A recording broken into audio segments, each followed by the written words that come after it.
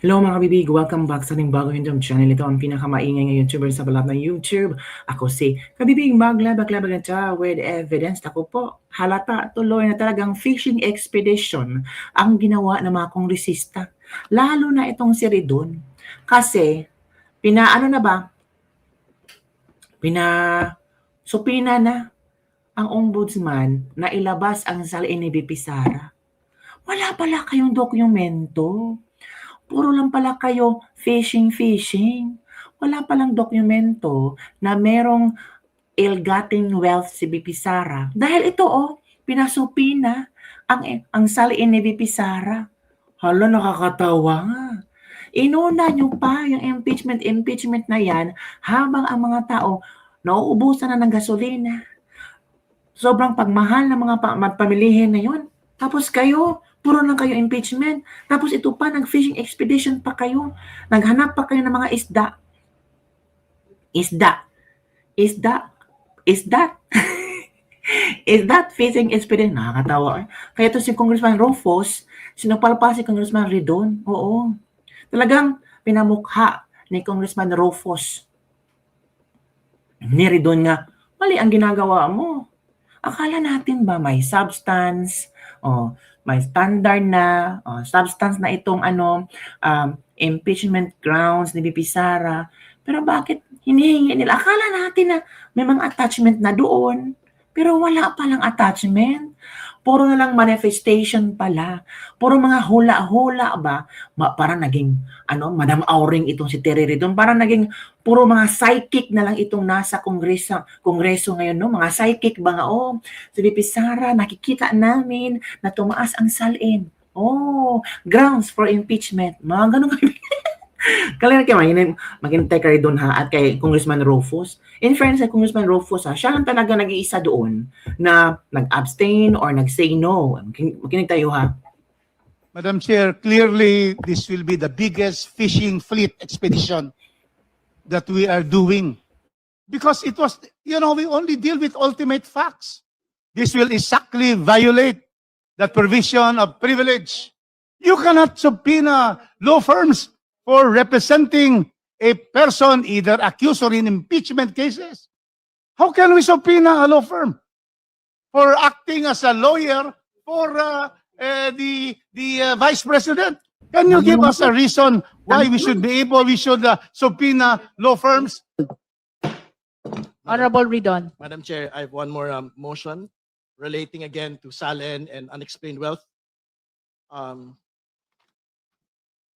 I move that a subpoena duces tecum and ad testificandum be issued to the following: a representative from the Securities and Exchange Commission, and to bring certified true copies of the general information sheet and audited financial statements of the following entities: Metro City Chow Foods Corp., formerly City Hall King Chow Foods Corp., for the years 2007 onwards; GenCorp Industries Inc., formerly Times Square B Foods Corp. and Great Jolly Times Food, for the years 2021 onwards; Carpio Lawyers, formerly Carpio Duterte, for the years 2007 onwards; 888 Bistro, for the years 2021 onwards; Kale 88 Foods Corp., for the years 2021 onwards; Madayo Fisheries Corp., for the years 2021 onwards; Mati City Ice Plant and Cold Storage Inc., for the years 2023 onwards; Amianan Shores Inc., for the years 2023 onwards; Geometry Security and Investigation Agency Inc., for the years 2023 onwards; and Cable Tow 88 Shipping and Marine Services Inc., for the years 2024 onwards. So moved, Madam Chair. There is a motion for issuance of subpoena ad testificandum to the representative of Securities and Exchange Commission, as well as of subpoena duces tecum with respect to the general information sheet and annual financial statements of the business establishments mentioned already by the Honorable Ridon. Do I hear a second? The same has been seconded. Is there any objection? Madam Chair, objection. And You're recognized, the Honorable grounds for Rodriguez. objection. May I know first why these companies registered with the SEC will be subpoenas in its record. Is there a nexus between this to the allegations in the complaint, third and fourth complaint? May we know the relevance of these corporations to the present impeachment case against the Vice President? The proponent first, Honorable Ridon, followed by the Honorable Keith Flores. Mahalaga po yung pagpapaliwanag mula sa una, sa mga kinita po. Wait muna, ba't akala ko seryoso si Rufus? Parang tawang-tawa, parang ano ba, script nan to? Or kailangan talaga merong mag-object para parang si Rufus dito, yung sambay ng Pilipino na gustong magtanong. Parang ganito ang setup ngayon eh. May mga kontrabida, tapos may taong bayan, may mga bida na mga kongresista, si VP Sara ang kailang kontrabida daw di umano, tapos itong si Rufus representing the sambay ng Pilipino. Kasi itong dinadalang question ni Rufus is, ito yung tanong ng sambay ng Pilipino. Tapos, parang script lang nila ba na, Rufus ha, ito talaga yung trabaho mo, taga-object ka. Kasi since from the start, nung pagbasa sa ground for impeachment, si Rufus against talaga, 'di ba? Tapos nung magbotohan na tungkol sa grounds for impeachment ni Sara, bumoto si Rufus. 'Di ba nakaka-praning lang, the same time nakakatawa ang kanilang script na para lang talaga merong mag-o-object para humaba ang hearing nila na may mag-object para meron talagang interaction or debate na mangyayari, we have Rufus. Pwede dagdagan nyo pa ng mga taong mag-object para hindi masyadong halata. Kasi napaghalataan na namin eh. Klaro-klaro yung script nyo eh. Ng mag-asawang Duterte Carpio from their own personal income, which will be reflected from the annual income tax returns. Pangalawa, mula din po doon sa mga corporate documents kung saan po sila kasali. Sapagkat doon po natin makikita kung yung pong mga other lawful income para maipakita na ang lahat po ng kanyang kinita over the course of 17 years from 2007 ay mga lehitimo pong kita.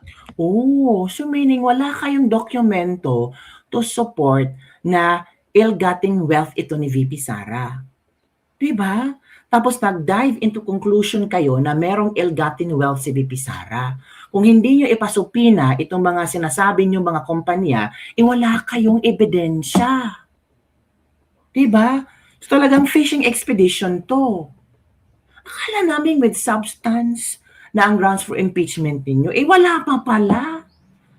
So tama lang na hindi sinagot ni VP Sara itong grounds for impeachment niya kasi alam niya nag-fishing expedition lang kayo at tanga naman ang maniniwala sa kadramahan niyo. Mula sa sahod at mula po sa kinita mula sa profesyon at mula po sa mga negosyo. So, meron pong clear relevancy. Ito pong mga SEC documents po na Hindi clear relevancy. Clear water fishing expedition. ito. Dahil dito natin makikita kung kumita ba o hindi ito pong mga kumpanya na ito sapagkat kung kumita po ito, maipapaliwanag ng atin pong pangalawang Pangulo at ng kanya pong mister na talaga pong kumita ng tama over the course of 17 years from other lawful income katulad ng propesyon at iba pang mga negosyo ang kanila pong pagsasama. So dito mo maipapakita ng atin pong pangalawang Pangulo na hindi po unexplained wealth. Ito po nga kanyang pagkakaroon ng 88 million na net worth in 2024 kumpara po sa kanya po nga kinita na cumulatively sahod from 2007 to 2024 na more or less mga 30 million to 40 million pesos lamang po. Ang BBM nga, bilyones, from 350,000 to bilyones in 2024. Wala kayong tanong? Madam Chair. The Honorable Flores. Thank you, Madam Chair. Madam Chair, I'm joining the objection of Congressman Rufus Rodriguez only on the following grounds, Madam Chair, that the request being made by Congressman Ridon covers periods when the respondent was not yet the vice president, Madam Chair. I'm going back to the decision of the Supreme Court when it said that we can only file impeachment complaints against an impeachable officer for things done during the incumbency or while she is holding the impeachable office. So by requesting documents or data or figures that would include the time when she was just vice president or vice mayor, I think, in 2007, or holding other positions that are not yet or maybe considered impeachable, that's where my objection is, Madam Chair. Honorable Ridon, would you like to comment to that? Tama naman po yun. Pero what we would want to be able to see is a complete financial picture of the Vice President from the time that she commenced the public office in 2007 as a Vice Mayor up until today. That would be a proper objection, with due respect, if we had ended our request previous to 2022. But to be clear, I think a big chunk of all of these businesses' requests will most definitely cover up until today, Madam Chair. And more particularly, there are specific firms here which basically cover the term of the Vice President already. Geometry Security, Amianan Shores, Cable Tow are some examples. But to be clear, all of these are firms that had been listed in the 2024 SALN, which is why I think the nexus between the documents of the SALN and the corporate records is established as we speak, Madam Chair. You Madam like to Chair. make additional manifestation? May I secure from Congressman Ridon a statement of ultimate facts in the third and fourth complaint, which mentions these corporations? Are there Yes. any? Correct. None. There is none. Wala None. nga. Second, are there annexes that would show in the third and fourth complaint that would, mention and that would pertain to why you're going to ask for subpoena ducis tecum to the SEC and for the records there? Are there annexes in the complaint? There is none. Madam Chair, clearly this will be the biggest fishing fleet expedition that we are doing. Correct. Because Agree. it was, we only deal with ultimate facts. Correct. In fact, we are trying here to determine whether there is violation of the 6 grounds of the Constitution as stated in the two complaints. And so therefore, how can we have that, Madam Chair? So that's the first one. Secondly, did I hear from you that you want records from a law office? I heard something because Law this firms. is new to us. This is a surprise to us, all of us here, that they are now a subpoena for entities that are not included in the complaint. Correct. So are you saying there's something about a law office? To be clear, these are in the SALN of the Vice President for 2023 and 2024. So I think there is nothing that prevents this committee Ala, basically issuing padayon mo. subpoenas on documents that are actually public documents, Madam Chair. No, I'm asking specifically. There was a statement. You're asking for subpoena for a law office. Yes, because our assumption is that this is an Ala, incorporated law office Naku, because it was Supreme stated Court, ano as na? one of the business interests of the Vice President in her SALN. Aware of the privilege communication between lawyers and client. This will exactly violate the provision of privilege. You cannot subpoena Yan na. law firms for representing a person either accused or in impeachment cases. How can we subpoena a law firm for acting as a lawyer for the vice president? Can you give us a reason why we should subpoena law firms under the rules of court and under the Code of Yan, Professional hiya. Responsibility? Ridon. They cannot Marunong. subpoena records of a law firm. Sure, court records or communications between clients and the lawyers are absolutely privileged communications.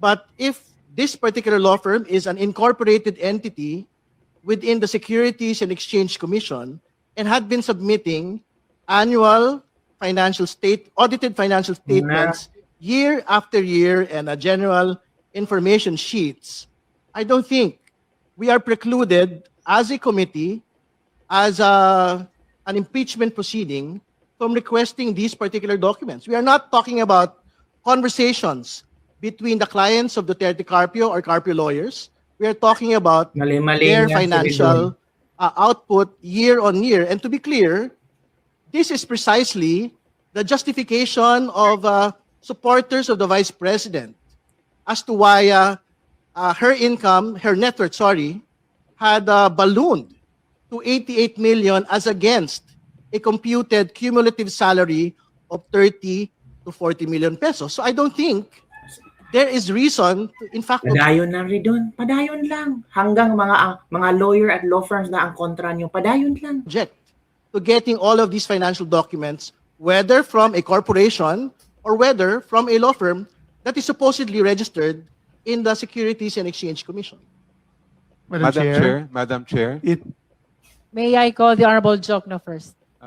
perhaps it would be more prudent if we could have the motion of Representative Ridon in writing so that we can consider all the angles and the aspects of that Ang mga request. I kadramahin. think that we Ay, would nako, si need Lolo. to tread carefully. Anak ko, si Lolo to lang. Sabi na nila, never interrupt your enemy when he is making a mistake. Oh, Duterte kami kahit anong gagawin. Coming from the Kawatan, ang question saan nanggaling ang wealth ni VP Sara, paki-explain din saan napunta ang budget ng flood control.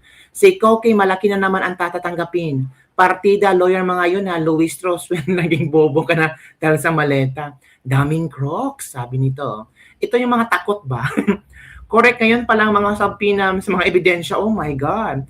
Ang masaklap, kahit kasing galing o mas magaling pa kay former Justice Serafin Cuevas, mag-article yung tao, masusunod rin yung script. Tama. Sana ganito rin sila nagporsige sa pag-imbestiga sa flood control issue para masabi ng taong bayan na para talaga sa bayan ang ginagawa nila. Ito yung inabutan ni Congressman Erisa sa opisina ng Majority Leader nung pinatawag siya doon. Tama? Hala. Bakit kasama 2007? Di ba VP Sara noon? Hala ka. Yun, nakita na ng mga tao ba? Kung ano talaga ang drama at script na nilalaro ng